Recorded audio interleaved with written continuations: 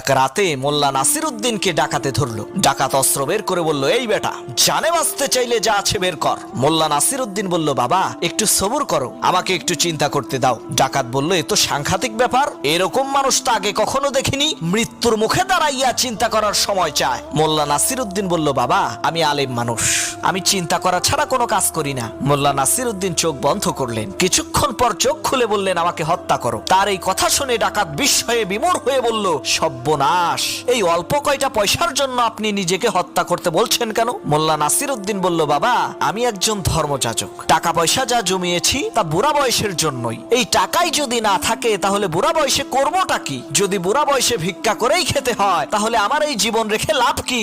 জীবন তো পাইছি ফ্রিতে, একদিন তো মরতেই হবে, তাহলে তোমার হাতেই মরি। ডাকাত বলল, হুজুর আমাকে ক্ষমা করবেন, আমি চলে যাচ্ছি।